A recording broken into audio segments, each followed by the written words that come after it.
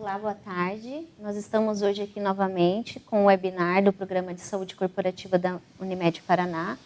O meu nome é Gisele e o nosso tema hoje será memória e como nós podemos ter um maior desempenho da memória.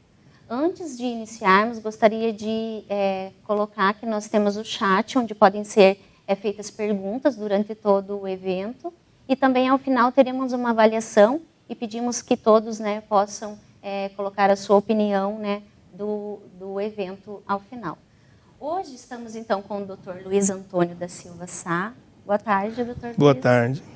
O Dr. Luiz ele é especialista em clínica médica, geriatria, gerontologia e também é professor da Faculdade Evangélica Mackenzie de Medicina. Hoje, então, nós estamos conversando sobre memória. Então, vamos aprender um pouco mais sobre memória. E, claro que a primeira pergunta seria, o que é memória, doutor? Então, memória é a nossa identidade. O que nós somos, o que nós fomos, o que nós seremos. A nossa memória é a nossa identidade mesmo, porque se nós esquecermos do nosso nome, de onde nós viemos, o que nós somos, nós, infelizmente, não seremos ninguém, estaremos perdidos. Então, uma definição de memória mais simples é que a memória é a nossa identidade, é o que nós somos. E existem tipos diferentes de memória? Existem tipos diferentes de memória. Nós temos a memória de curto prazo e a memória de longo prazo. A memória de curto prazo é aquela memória, por exemplo, que, eu tinha que estar aqui em determinado horário, então ela me serviu até agora.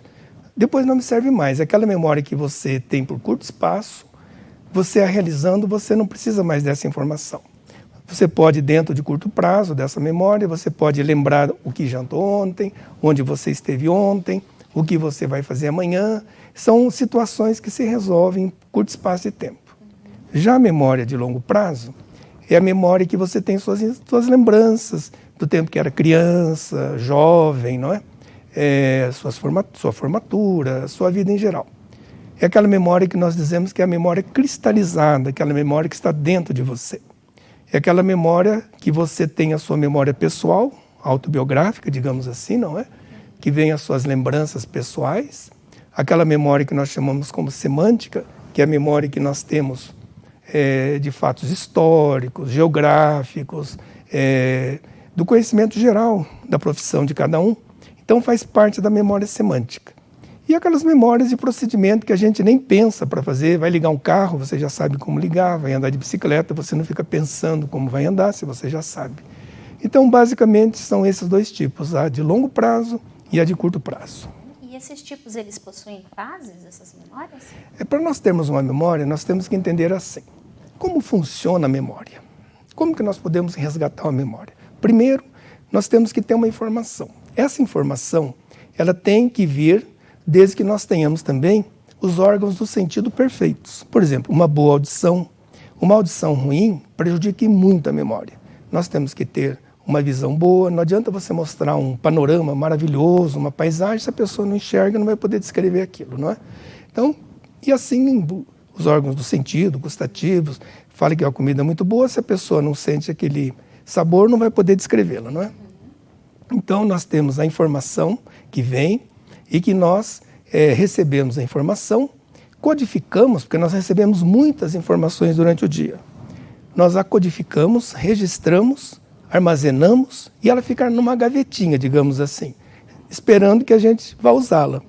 E num tempo que a gente precisar, a gente vai lá nessa gavetinha e recupera essa mensagem, essa informação que foi gravada, não é?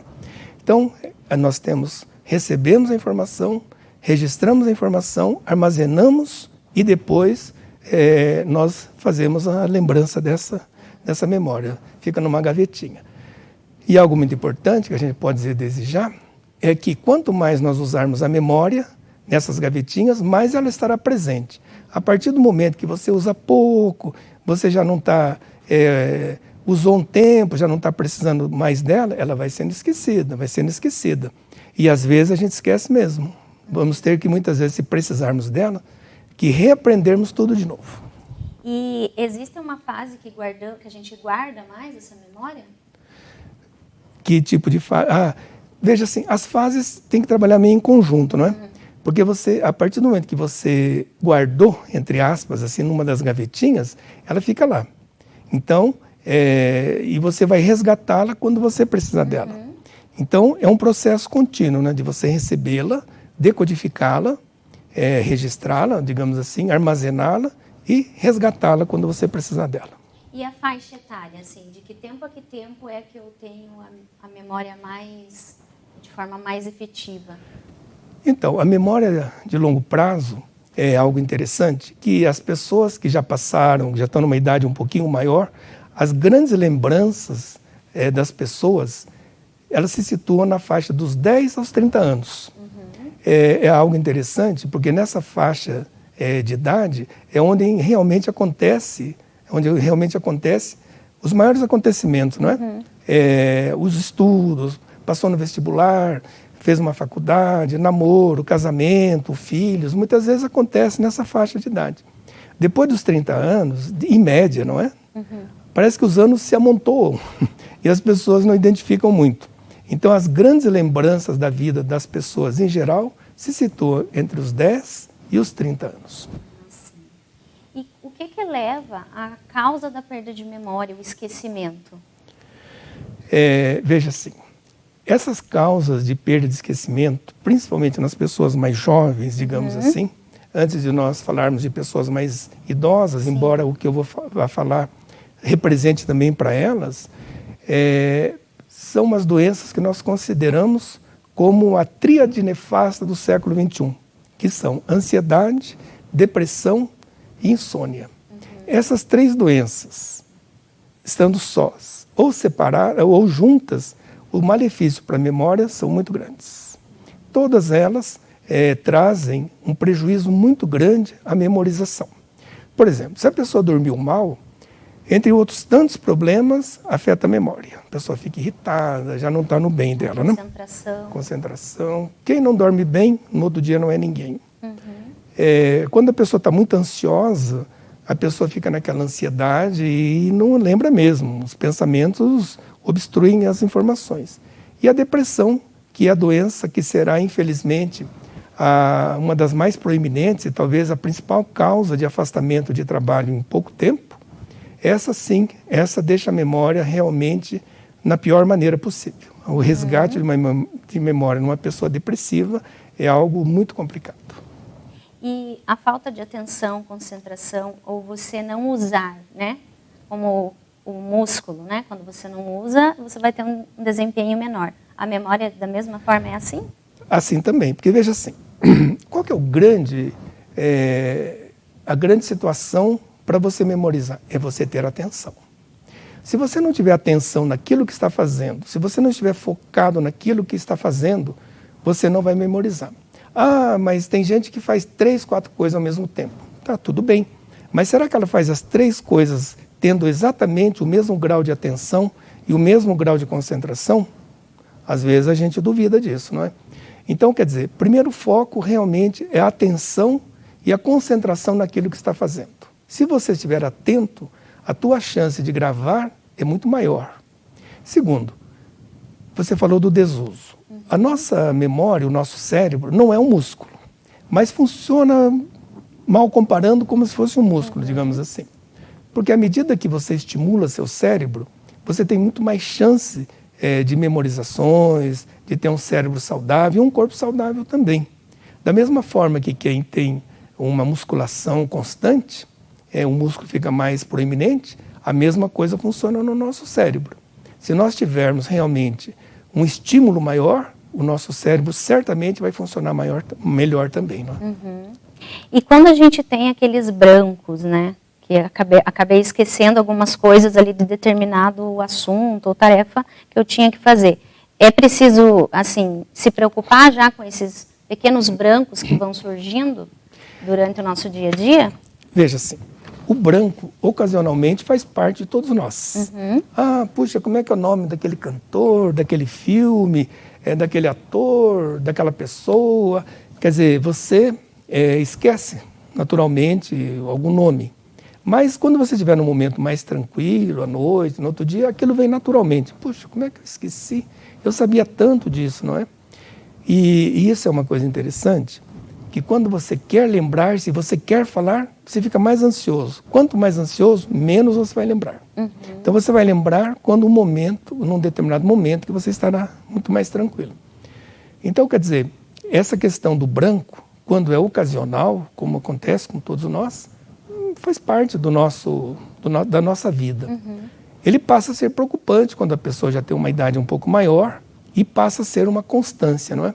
E a pessoa tem aquilo com uma repetição muito maior, aí sim tem que ligar a anteninha aí e ficar preocupado. Dar atenção, né, a esses sinais. E então, assim, falando da memória, das possíveis causas dessa perda, dos brancos que às vezes a gente pode ter ali durante o dia a dia, a gente leva e sempre liga a memória à demência, que nós, lembramos, e é um termo médico até, né? E o que é uma demência, então, no caso, e qual que é a principal demência que existe? A preocupação das pessoas, de uma forma geral, com esquecimento, é não ficar demenciado. Porque quando a pessoa começa a ficar esquecida, fala, o alemão está me pegando aí, ou alguma coisa assim. Então, veja, há uma preocupação muito grande da sociedade como um todo de não tornar-se um demenciado, porque é uma doença cruel. É aquele seu ente querido, seu pai, sua mãe, seu avô, seja alguém assim, que de repente perdeu as suas características, não é? É uma pessoa que está ali fisicamente, mas não está mais presencialmente, como tantos anos, né? Que reunia a família, aquela pessoa querida, que agregava a todos, né? Porque a demência é uma doença neurodegenerativa que vai realmente diminuindo, destruindo os neurônios.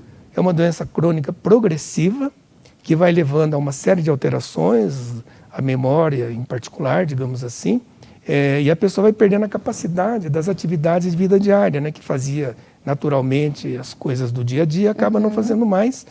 É uma doença que vai sendo, como eu disse, de um caráter de progressão, e vai chegar num momento em que a pessoa vai ficar dependente 24 horas por dia, trazendo a todos um desconforto, uma dificuldade muito grande.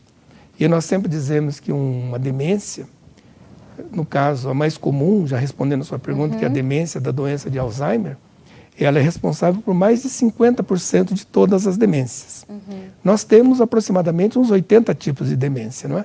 Mas a mais comum realmente, que se fala mais, ou tenta se estudar mais, digamos assim, é a demência da doença de Alzheimer. Então, é uma doença cruel, como eu lhe falei, porque fez perder as características totais daquela pessoa. E a pessoa acaba realmente ficando num momento de uma dificuldade muito grande, e como eu estava dizendo, é uma doença familiar. Por que familiar? Porque atinge a todos. Aquela família bem constituída, aquela família unida, digamos assim, tendo seu pai ou sua mãe num estado desse, preocupa todos. Todos ficam em função daquilo, do que pode ser feito. As famílias, quando eu disse bem unidas e constituídas, se revezam, procuram cuidar, dar um carinho, não é? A esse seu ente querido. Então, quer dizer, é uma doença que atinge a todos daquela família. Sim, não é a simples perda da memória, né? Tem toda uma complexidade em volta disso que afeta a todos daquele convívio. Ah, com certeza, familiar. Né? Com certeza. Tem, assim, uma série de alterações em que a pessoa realmente traz para si e para sua família alterações muito ruins, né? E qual que é a prevalência na população da demência? Eu vou dar um dado aqui, que quem não foi meu aluno talvez não saiba, mas há um demenciado a cada 3 segundos no mundo. Um demenciado a cada 3 segundos no mundo. E o fator mais importante para a demência é a idade. Para se ter uma ideia, após os 65 anos, 15% da população terá algum grau de demência. E após os 85 anos, aproximadamente 35% serão demenciados. Então, a prevalência é alta, é uma prevalência em que tem, assim, vamos dizer, um grau bem acentuado. O Brasil hoje conta com aproximadamente um pouco mais de 1,5 milhão. E nessa porcentagem, 3 segundos, um demenciado novo, dobra-se o número de demenciados a cada 20 anos. E como a população, principalmente do Brasil, vai envelhecer muito, talvez até mais proporcionalmente que outros países. Então, o número de demenciados que nós teremos na nossa população será bem grande também. Isso traz um impacto, né? Um impacto alto. econômico, social, familiar enorme. Muito E grande. essa prevalência, ela é igual para homens e mulheres? Não, infelizmente a mulher tem mais. A demência de Alzheimer é mais comum na mulher do que no homem. E por que na mulher é mais comum? Bom, hipoteticamente, digamos assim, as hipóteses que surgem, não é? Nós podemos procurar algumas razões. Primeiro, que a mulher vive mais que o homem. A mulher tem mais doenças que o homem, mas vive mais que o homem. Então, quer dizer, o fator idade já é um fator. Segundo, que a mulher perde a sua proteção hormonal, que é muito importante, não é?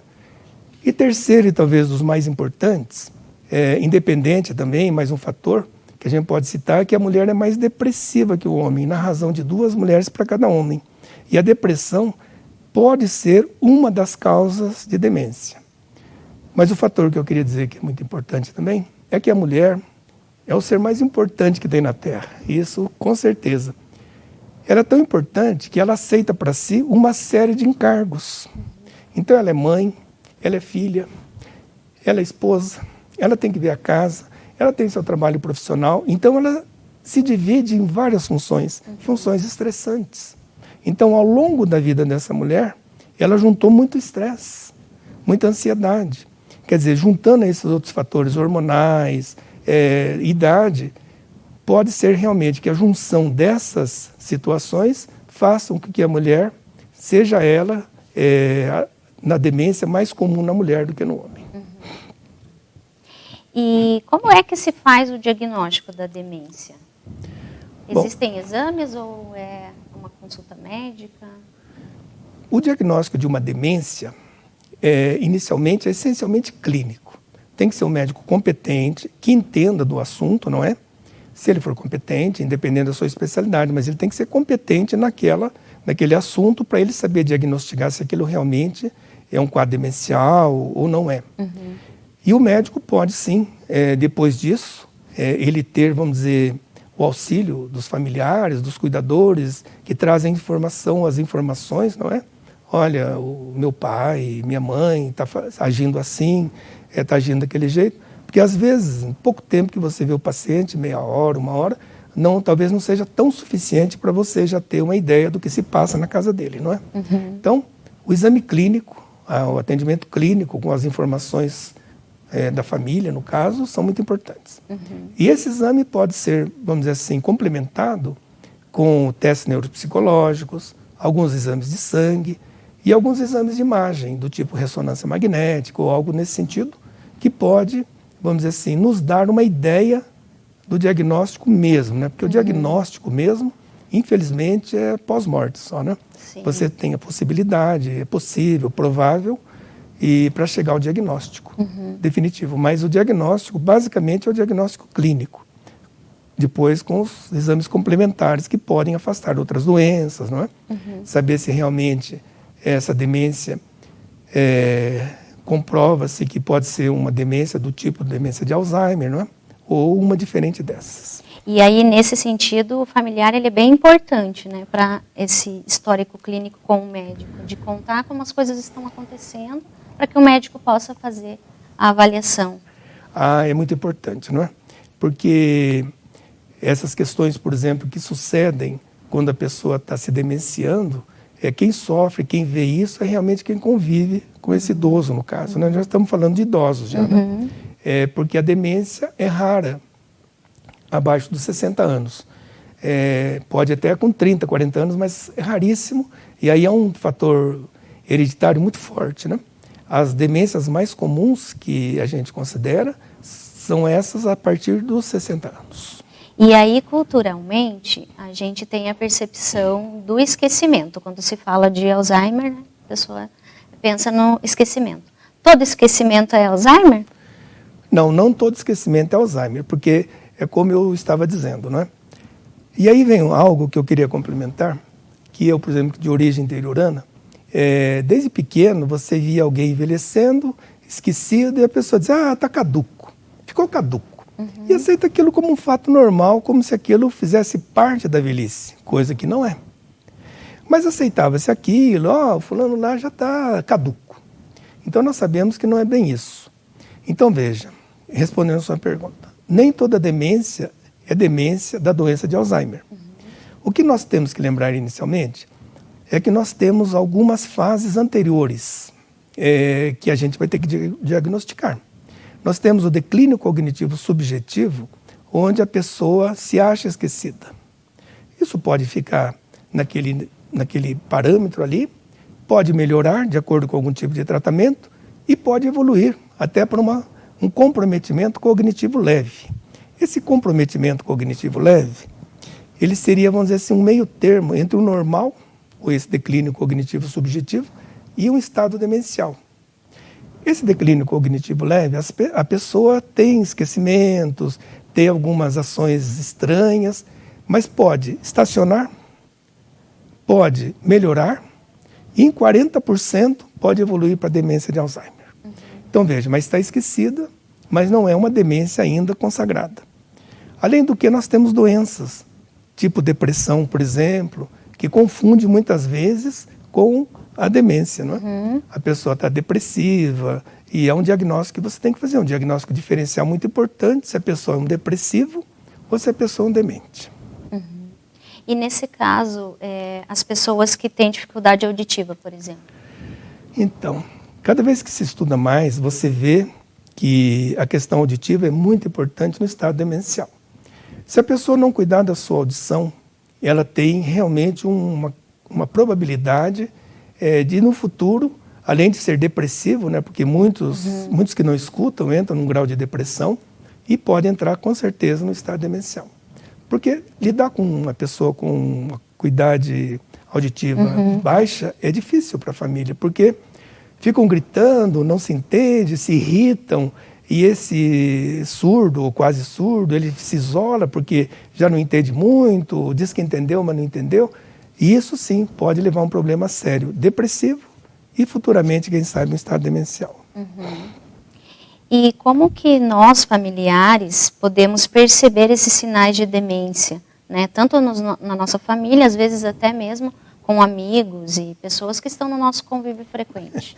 Então, o primeiro realmente é o esquecimento, né? Porque, embora, não vou entrar em detalhes, mas já há classificações de demência de Alzheimer, não necessariamente começando com memória, mas não vou entrar nisso agora para não confundir. Mas vamos dizer assim, o que chama atenção inicialmente é realmente o esquecimento. Esquece das coisas banais, né? Aquilo está tornando-se constante, começa a ser muito repetitivo, já falou e fala de novo, começa a ficar meio perdido dentro de casa, não sabe onde guardou o óculos ou o celular, embora isso tem muita gente que não é demente e faz também, né? Esquece também, mas não é o caso. Mas aquilo passa a ser uma constância, não é? E aquilo vai levando um certo tempo, e aquilo vai piorando. Então, se aquilo começa a ter realmente um grau de esquecimento que passa a ser importante e atrapalhando a vida desta pessoa e de quem cuida, ou de quem vive junto, tem que procurar o quanto antes um atendimento. Sim. Justamente para afastar uma causa, não é? Que não seja demência, que seja uma outra causa. E se for já um estado demencial inicial, no caso, procurar um tratamento que possa, digamos assim, minimizar os efeitos. Então seriam esquecimentos de coisas rotineiras. A pessoa, ao cozinhar, né, esquece de desligar ou de ligar, ou esquece a receita, ou até vai dirigir e esquece os passos para começar a dirigir, né? Se sente meio desorientado. Tudo isso daí faz parte. São sinais que a gente tem que estar alerta. Tem que estar alerta mesmo, né? Se de repente outro sinal também é ficar perdido, né? Às vezes perde dentro de casa, ou vai na rua, por exemplo, ainda na fase inicial, e esquece de voltar para casa, não sabe como voltar para casa, sabe? Então aí tem que chamar muita atenção e procurar um atendimento quanto antes, né? E a demência de Alzheimer, ela tem fases. Quais seriam essas fases? Então, basicamente, a demência de Alzheimer ela tem 3 fases. A fase leve, a fase intermediária e a fase grave ou fase final. Na fase leve é mais ou menos isso que a gente acabou de falar, não é? O esquecimento, que isso vai piorando no dia a dia, a pessoa ainda conhece os familiares, mas já começa a trocar nomes, começa a não entender muito o que fala algo já esquece. Então, quer dizer, nessa fase inicial é a fase melhor para um tratamento. Tem que procurar nesse momento e fazer tudo que pudermos. Não é muito em termos medicamentosos, mas é o que temos. Então essa é a fase interessante para você poder ajudar essa pessoa e a família, né? Como eu disse, é uma doença familiar.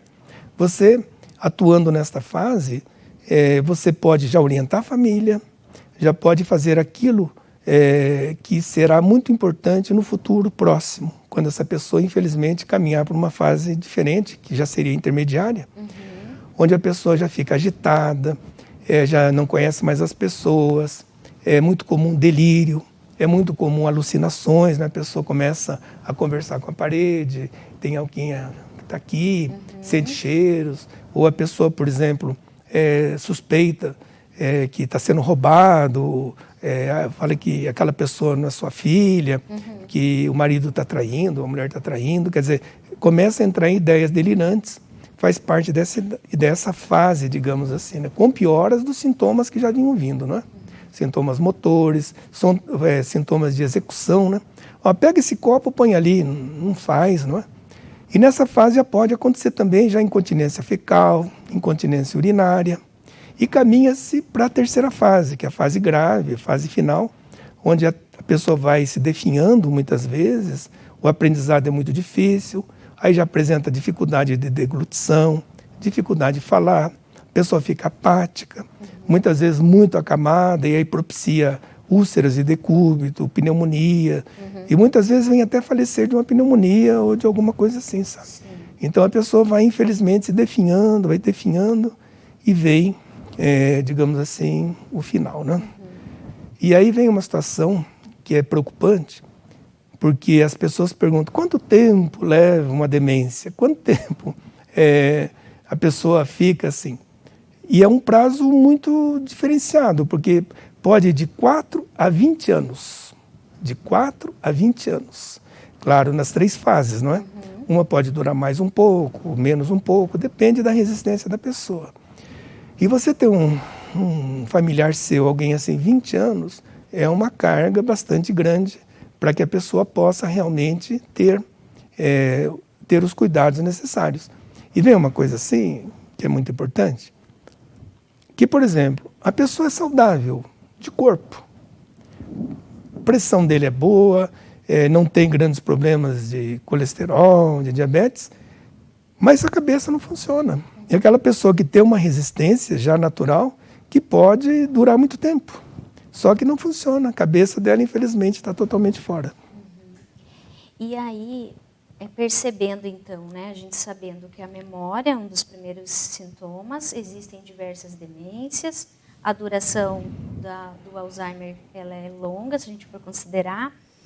E hoje, com o dia a dia que nós vivemos, né, as pessoas que trabalham, que têm família, que estão na rotina de uma cidade grande, né, capitalista, sistema que a gente vive como um todo. A gente tem hábitos na nossa vida e na vida moderna que podem fazer com que a gente venha a ter algumas doenças. E aí nisso o que eu queria perguntar os nossos hábitos, eles também interferem ou são apenas os fatores genéticos que interferem para você, né, desenvolver uma demência? Veja bem, a genética, até algum tempo atrás, era a razão de tudo. Ah, esse daí puxou o pai, esse aí não sei o quê. Quer dizer, então, hoje em dia, nós temos a genética como importante, sim. Mas nós temos hoje o que nós chamamos de epigenética. E a epigenética ela é responsável para nós elucidarmos, explicarmos e prevenirmos muitas doenças. Como que funciona? Você falou de maus hábitos. Com certeza, os maus hábitos, má qualidade de vida, tudo isso interfere não somente no futuro quadro demencial, como qualquer tipo de doença. Doença crônica, digamos. Né? Então, como nós entendemos então essa epigenética? A genética tem uma participação de aproximadamente 25% só. 25%, 30% talvez. O restante, esses 70%, são divididos entre o meio ambiente e o que você tem de bons hábitos de vida. Se você, por exemplo, vem talhado já da família genética para ter uma determinada doença, não necessariamente uma demência. Mas se você tiver bons hábitos de vida, se o meio ambiente com o qual você vive lhe é favorável, você tem uma chance muito grande de não desenvolver a doença. E pelo contrário, se você, por exemplo, tem maus hábitos de vida, o teu meio ambiente te prejudica, você vai ter sim uma grande chance de ter não só uma demência, como outras doenças graves também. Tá. E esses principais fatores de risco, então, a gente sabe que a genética não tem como a gente mudar, né? Isso. A idade também não, porque a gente vai, né, chegar e pretende se viver, né, o maior tempo possível. Quais seriam os fatores de risco que nós podemos modificar, que depende da gente, para que a gente não diminua o nosso risco de ter demência? É verdade, você falou aí bem, porque no estado, vamos dizer, prevenindo uma demência, vamos dizer assim, aos fatores não modificáveis, não é? Que são a idade, que são também, que pode ser da genética, não é? E talvez até a mulher, digamos assim, porque ela tem um pouco mais de incidência do que o homem, não é? Mas nós podemos atuar muito em cima, como eu disse agora há pouco, em fatores modificáveis. Sedentarismo, tabagismo, alcoolismo, termos, vamos dizer assim, sair do isolamento social, termos um estímulo cerebral, sempre procurando aprender coisas novas. Nós termos, vamos dizer assim, tudo aquilo que funciona para, digamos assim, profilaxia de uma doença cardiovascular, também serve aqui. Só que aqui a gente acrescenta, não é? O isolamento social, a participação maior na sociedade e evitando as doenças que realmente que têm que ser bem tratadas, as doenças que podem levar, sim, a um estado de uma demência de Alzheimer, ou uma demência vascular, que também é muito comum. Então, tratar muito bem a pressão arterial, tratar muito bem a depressão, com medicamentos apropriados, não é? Tratar muito bem o colesterol elevado e, principalmente, o diabetes. E o diabetes eu faço uma consideração aqui muito importante, porque talvez alguns médicos ainda não sabem, né? Porque isso é relativamente novo, mas nós sempre tivemos uma classificação do diabetes tipo 1, diabetes tipo 2. Hoje nós temos o diabetes tipo 3, que é igual à demência de Alzheimer. Então, quer dizer, aquela classificação que nós tínhamos de diabetes tipo 1, tipo 2, nós agregamos o diabetes tipo 3, que é uma consequência, porque o diabetes é uma das doenças mais cruéis que tem, porque por ela ser silenciosa, a pessoa não se trata direito. E não se tratando direito, vai levando a uma série de consequências, inclusive a uma demência da doença de Alzheimer, e daí as coisas acontecem. O diabetes, ele é uma doença que a pessoa já tem que mudar hábitos para manter a doença estável. Com certeza. E aí, então, agora, né, o senhor está nos atualizando de que se eu tenho diabetes e eu não mantenho essa doença controlada, a minha probabilidade de ter uma demência é grande. Com certeza. Mais um motivo para quem tem diabetes, né, se cuidar. Com certeza. E quando a gente fala de fatores de risco, a gente também pensa será que existem fatores que me protegem, coisas que eu possa fazer e que podem me proteger da doença de Alzheimer, por exemplo, fatores protetores? Olha, esse sim, e é por aí que a gente trabalha, sabe? Uma alimentação ruim enfraquece o cérebro. Então vamos começar assim. A pessoa tem que ter uma alimentação correta, dentro de todos os nutrientes necessários, porque é fundamental ter uma boa nutrição. Nós temos que usar muito do nosso cérebro, com novos aprendizados, seja vou aprender uma língua diferente, sei lá, espanhol, italiano, o que achar melhor, não é? Vou fazer um curso de pós-graduação, vou voltar para a faculdade, por que não? Vou terminar um curso, sempre quis fazer psicologia, estou com 60 anos, mas não importa, vou fazer.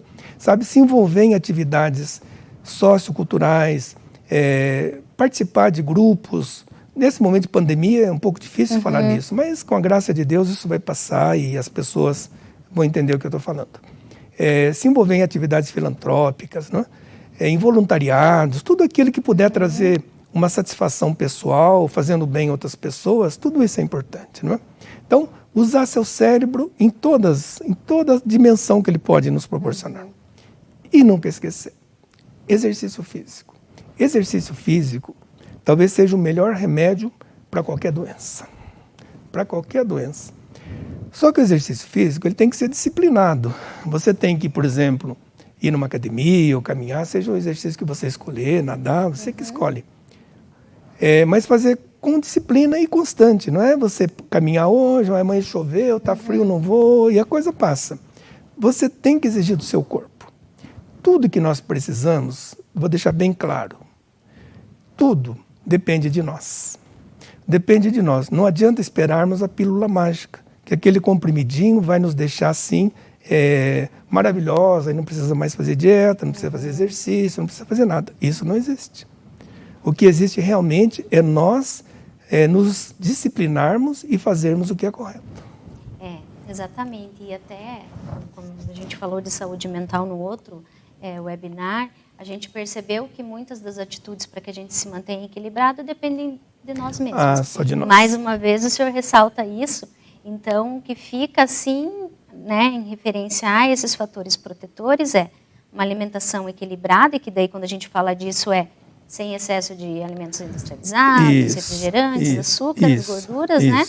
Atividade física com frequência, interação social e essa atividade cognitiva, que é o buscar aprender coisas novas. Com certeza. Né? Como o senhor falou, línguas, pode ser um artesanato, pode ser algo novo, né, que a pessoa vai desenvolver aquele momento de aprendizado. Claro. Acho que esse é um fator bem importante mesmo.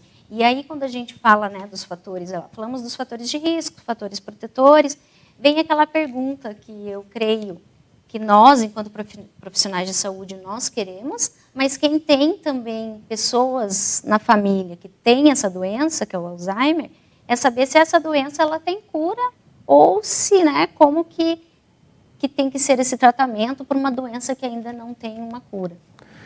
Infelizmente não tem cura. Infelizmente é uma doença progressiva em que, por exemplo, as pessoas, diferentemente, digamos, você vai tratar um infarto miocárdio. O infarto miocárdio, ele tem, sim, a pessoa pode ser, entre aspas, curada e a pessoa vive muitos anos. A demência não. A demência ela é progressiva. E o que a gente pode fazer nos dias de hoje? Primeiro são as medidas não farmacológicas. As medidas não farmacológicas, elas incluem tudo isso que a gente acabou de falar aqui, e você muito bem complementou, não é? Que são essas medidas mesmo, de atividade física, mental. A cabeça tem que estar sempre trabalhando, não é? A nutrição, tudo isso que foi acabado de dizer. Então, isso é a medida não farmacológica que nós temos que insistir sempre. O nosso cérebro responde àquilo que a gente quer, sabe? Basta a gente fazer realmente com que ele trabalhe.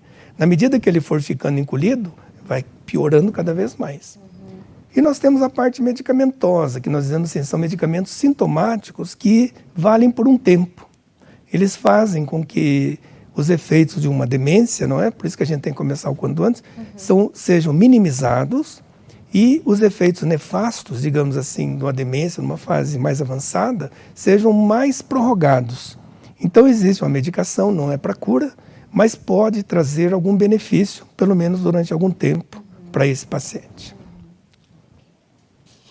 E, assim, falando, né, de tudo isso que nós conversamos até agora, né, da memória, do efeito que ela traz na nossa vida, dos fatores de risco e tal, os fatores protetores, a gente fica com aquela vontade de perguntar, existem dicas que o senhor tenha para nós, para que a gente mantenha uma boa memória, para que a gente possa desenvolver um papel maior, né, nessa memória, melhorar o desempenho dela? Então, o que eu posso responder? Eu vou responder primeiro o seguinte, que não existe medicamentos para memória. Não existe. Por exemplo, eu vou passar na farmácia e comprar um remédio para minha memória. Ou um polivitamínico. Um polivitamínico, seja lá o que for, porque isso aqui vai deixar a minha memória em cima. Não existe. Se você tem a memória que não esteja funcionando bem, jovem principalmente, há alguma causa.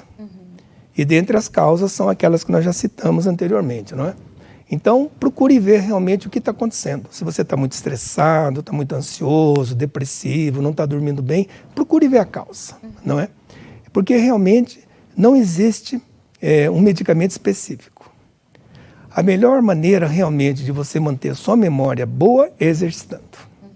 Quanto mais você exercitá-la, mais a sua memória vai responder positivamente, não é? E o que ajuda muito é você procurar aprender alguma coisa e repetir aquilo. Porque, por exemplo, eu falo para os alunos, um exemplo, dou uma aula, ou qualquer professor dá uma aula.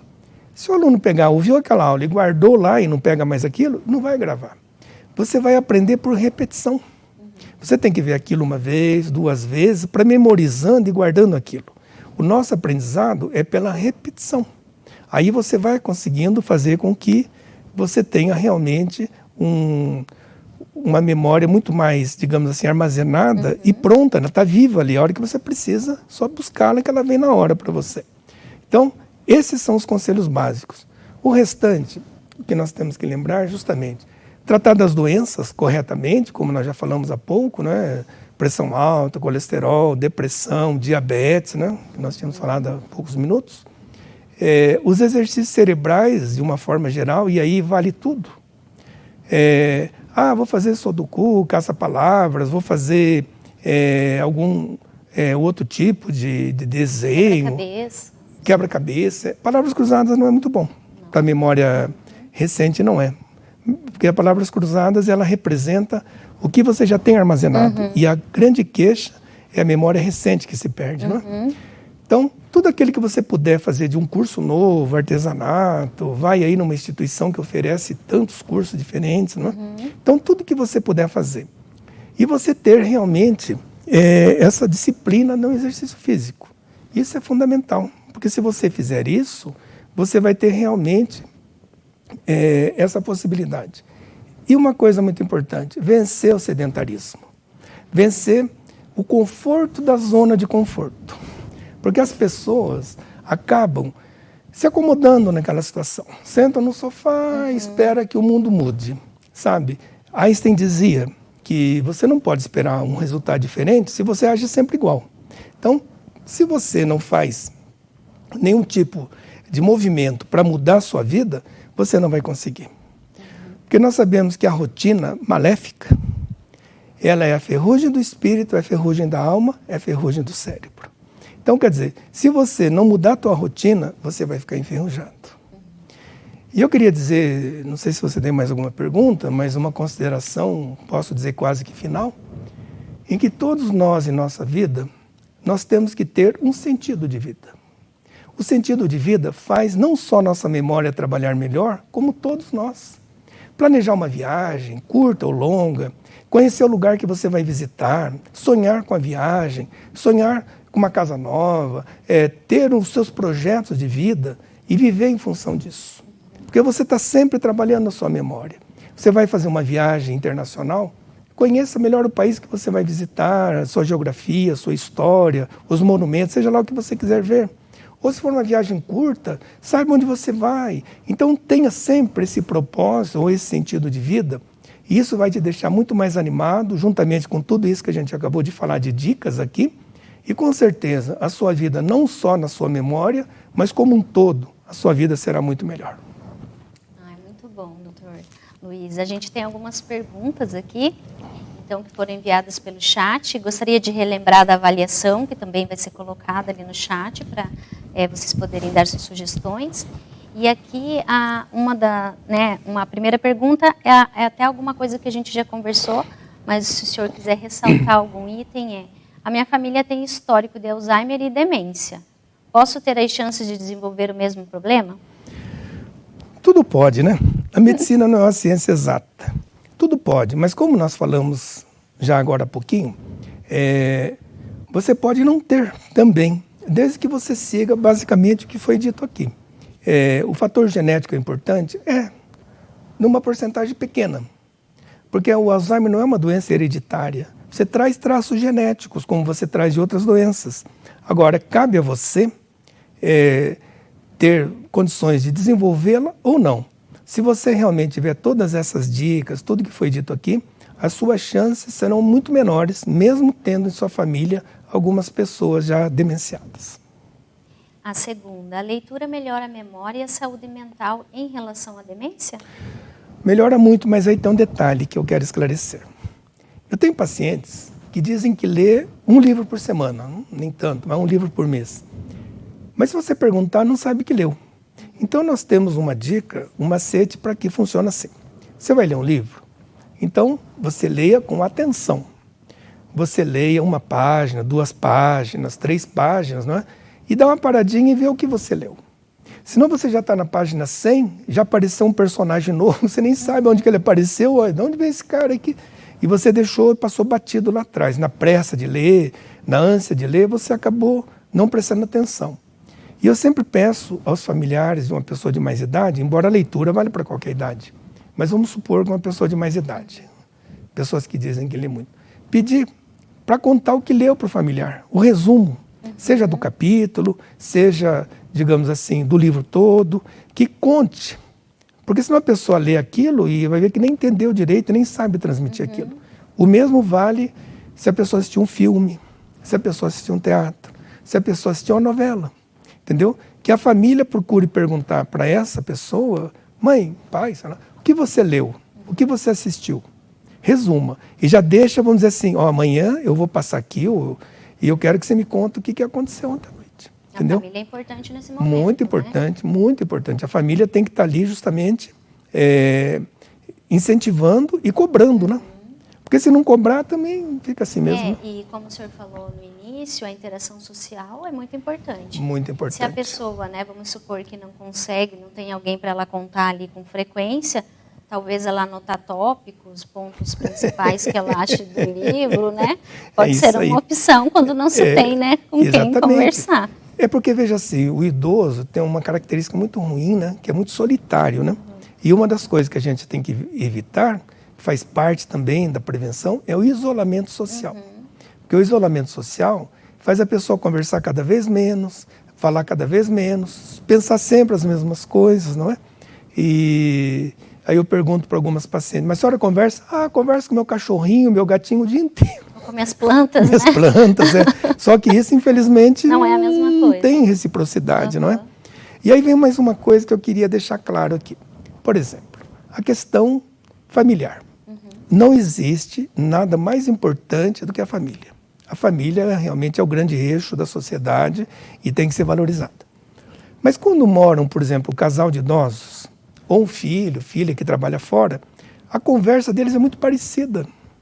Entendeu? Não há assim, um grande ganho em termos intelectuais, em termos cerebrais. Por exemplo, um pergunta para o outro, tá pronto o almoço? Você já foi no mercado? A fulana ligou? Quer dizer, a conversa fica muito igual.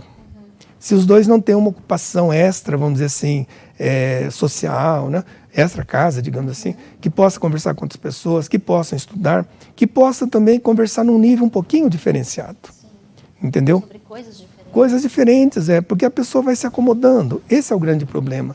Porque a acomodação é aquilo que eu falei, né? A pessoa se acomoda e fica no conforto da zona de conforto.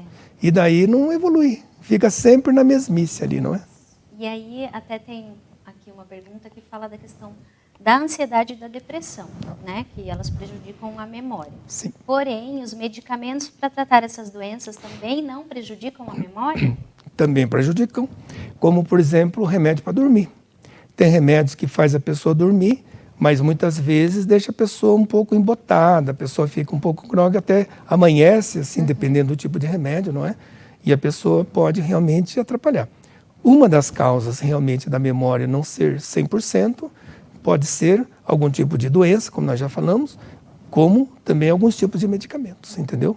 Alguns tipos de medicamentos podem sim trazer esse tipo de problema. Por isso que o médico tem que ter conhecimento da droga que está receitando, que o paciente relate isso para o médico e que ele procure, se houver necessidade de um antidepressivo, no caso, que ele troque por um outro e ache o melhor para cada pessoa. O importante é manter o tratamento, né? O importante também é o da tratamento, ansiedade e depressão. Claro, com a melhor droga possível, que a pessoa se adapte, né? Praticar atividades musicais auxilia na prevenção da perda de memória? Muito, muito. A música é algo fantástico, né? A música, além de nos trazer, digamos assim, recordações de um passado recente, um passado mais tardio, ela faz com que você esteja sempre alimentando o seu aprendizado, não é? Para quem sabe música, a pauta musical, né, as notas musicais é um grande exercício, né? Quem, por exemplo, tocava piano quando jovem, se puder estimular-se de novo e tocar piano ou aprender um novo instrumento, é fantástico, muito bom. Tem uma pergunta aqui, bem específica. Minha tia tem mais de 65 anos e teve 2 desmaios em curto espaço de tempo. Após os exames, o médico disse que pode ser início de Alzheimer. Atualmente, ela está bem. Desmaios é um sinal clínico de Alzheimer? Não, essencialmente não. Pelo desmaio apenas, não. O desmaio pode ser tantas causas, não é? Pode ser hipotensão, pode ser hipertensão, pode ser questão emocional, quer dizer, abre um leque enorme de possibilidades, né? O Alzheimer por si, se você quiser caracterizar como pelo desmaio apenas, sem ter outros dados, é difícil. Isoladamente, né? Ele não é um... Não tem isso, né? Meu pai tem 72 anos, tem excelente saúde, é ativo, ainda trabalha, mas está frequentemente falando do passado. Esquece de coisas que fez recentemente e fala de coisas que não fez. Suas irmãs têm histórico de Alzheimer e demência. Esses sinais do meu pai, que ele está apresentando, podem ser um mau sinal, um início desse mal? Que pode. Como eu falei para você, a medicina é muito ampla, né? Você não pode dizer 100% isso ou aquilo. Se ele tem esses sinais de esquecimento, veja, o que nós temos que deixar claro, que existe o esquecimento senescente que vem de idoso, né? Benigno, que é natural, como a gente falou, os brancos que a gente tem, não é? Esses brancos, ocasionalmente, acontecem em qualquer idade, como acontece também no idoso, não é? Então, quer dizer, se isso é esporádico, não está levando assim a um problema maior para si ou para a família, a coisa vai levando. Agora, a partir do momento que isso começa a preocupar, sim. Porque lembra-se que você perguntou-me se todo esquecimento é Alzheimer. Eu lhe disse que haviam, antes do Alzheimer, 2 características, que seria o declínio cognitivo subjetivo e o comprometimento cognitivo leve, que não é uma demência ainda, poderá ser. Então, talvez atuar nessa questão, não é? Um bom exame, talvez ele fique nessa fase e nem evolua para uma fase ruim. O ideal, então, é essa pessoa levar o pai para fazer a consulta, para fazer uma consulta. Se o pai puder... Isso, com o médico. É bom ir alguém junto, né, nesse caso. Sempre é bom nas informações, né? Mas um médico que seja capaz de entender o quadro, né? Tenho 69 anos e sou destro, mas costumo, vez ou outra, fazer atividades com a mão esquerda, escovar os dentes, escrever, caminhar de ré, com o propósito de exercitar o cérebro. Isso tem fundamento? Isso a gente costuma receber no e-mail, no WhatsApp, né? Muda o caminho de casa, ache um novo caminho, escreva com a mão esquerda. Tudo tem validade, né? É um novo aprendizado. Você está aprendendo algo novo. Você era sempre desse, agora está usando a mão esquerda. Você tem que trabalhar novas habilidades, novos aprendizados. Está tudo correto. Está valendo também. Mas não fique só nisso, aprenda outras coisas também. Todos com Alzheimer chegam na 4ª fase ou existem casos que a degeneração não progride? Na realidade, as classificações que nós temos até hoje não passam da 3ª, né? Então, porque a 3ª é a fase final mesmo. Quer dizer, onde já, infelizmente, a pessoa vai definhando, vai piorando o seu estado geral. E 4ª fase, realmente, eu não conheço. Até tenho estudado bastante, mas normalmente a pessoa não passa da 3ª. E nessa 3ª todos chegam, então, no caso? Pois é. Aí, ou a pessoa pode, né?